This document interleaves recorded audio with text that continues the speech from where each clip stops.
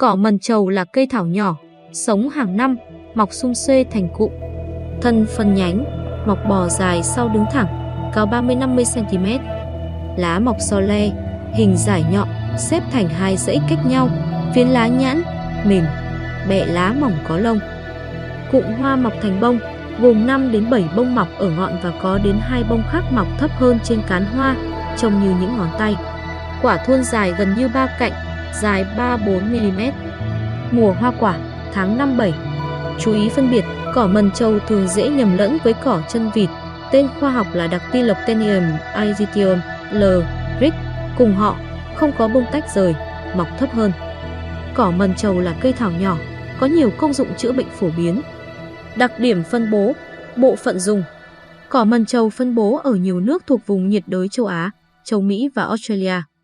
Là loại cây ưa ẩm, ưa sáng và có thể chịu bóng. Ở Việt Nam, cỏ mần trầu có ở khắp nơi, thường mọc thành đám trong các bãi đất, ở vùng đồng bằng, trung du đến vùng núi cao. Cây con mọc từ hạt xuất hiện vào cuối mùa xuân. Sau mùa hoa quả, cây bị tàn lụi ngay trong mùa hè. Ở những vùng núi cao với điều kiện mưa ẩm khác nhau, có thể thấy cây mọc từ hạt gần như quanh năm. Tuy nhiên, thường mọc lấn át cây trồng, ở thời kỳ cây còn non là nguồn thức ăn tốt cho gia súc. Bộ phận sử dụng, cả cây, thu hái quanh năm, dùng tươi hay phơi khô. Thành phần hóa học. Phần trên mặt đất chứa 30D-glucopyranose-sitosterol và dẫn chất 60-palmitoiu. Cành, lá tươi có chứa flavonoid. Tác dụng của cỏ mần trầu theo y học cổ truyền.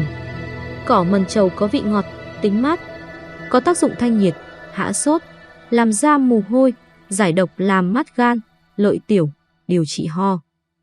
Cỏ mần trầu có tác dụng gì theo y học hiện đại? Tác dụng kháng viêm, hạ sốt. Hoạt chất C-glycosylflavone chiết xuất có tác dụng kháng viêm hiệu quả trên đường hô hấp ở nhóm chuột mắc cúm hoặc viêm phổi. Tác dụng của cỏ mần trầu trong hạ áp. Dịch chiết cỏ mần trầu cho thấy hiệu quả hạ áp tương đương với losartan 12.5 mg/kg trên nhóm chuột được gây tăng huyết áp bởi lơ-nêm, chất ức chế sản sinh ra NO, gây tăng huyết áp. Công dụng cỏ mần trầu trong kháng khuẩn. Cỏ có tác dụng kháng khuẩn mức độ từ thấp tới vừa đối với các loại vi khuẩn Staphylococcus aureus, Pseudomonas aeruginosa, Salmonella Cerevisiae. Hỗ trợ bảo vệ chức năng thận, hỗ trợ điều trị rối loạn lipid máu, bảo vệ gan. Cỏ mần trầu có nhiều công dụng trị bệnh tốt cho sức khỏe. Cỏ mần trầu trị bệnh gì? Chữa cao huyết áp.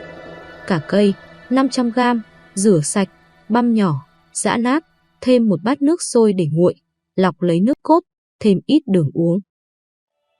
Ngày 2 lần sáng và chiều. Chữa sốt cao.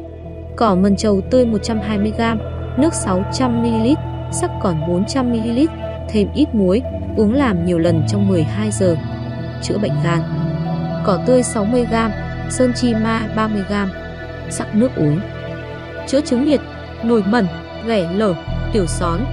Ngày dùng 80-120g sắc nước uống hoặc phối hợp với rễ cỏ chanh và ngấy tía mỗi thứ 40g cùng sắc uống. Chống rụng tóc, kết hợp với bồ kết đun nước gội giúp giảm rụng tóc. Cỏ mần trầu, thuốc lương huyết, thanh nhiệt giải độc. Theo Đông y, mần trầu vị ngọt hơi đắng, tính bình, có tác dụng lương huyết, thanh nhiệt giải độc, mát gan, lợi tiểu, làm da mồ hôi. Mần trầu là cây thuốc dân gian chữa tăng huyết áp, lao phổi, ho khan, sốt âm ỉ về chiều, tiểu tiện vàng và ít, phụ nữ có thai có hỏa nhiệt gây táo bón, buồn phiền, động thai, nhức đầu, nôn mửa và tức ngực. Liều dùng 16 đến 20 giờ khô hoặc 40-100g tươi, dạng thuốc sắc hay hoàn, thường dùng phối hợp với các vị khác. Sau đây là một số bài thuốc có mần trầu.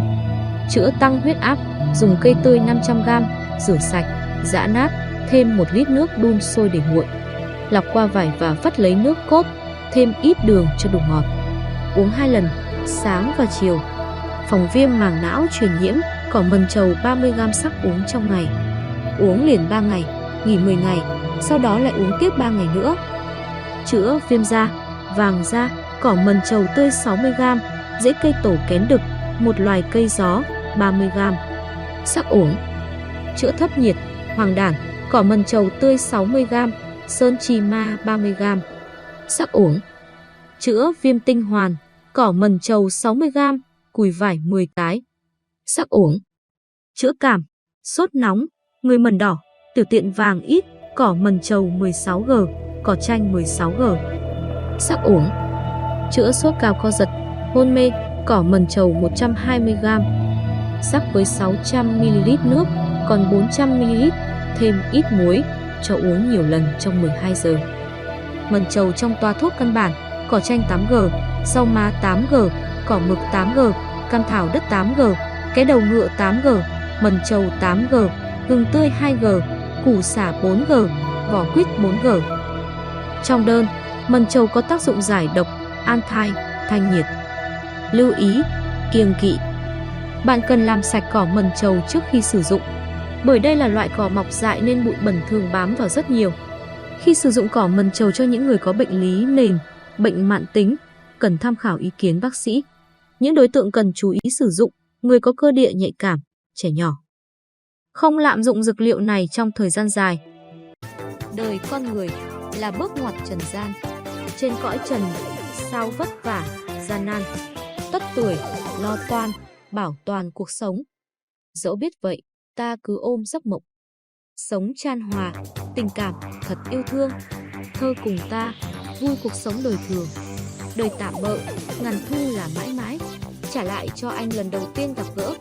Trả lại cho anh ánh mắt nhìn ngỡ ngỡ và nụ cười tươi nở trên môi.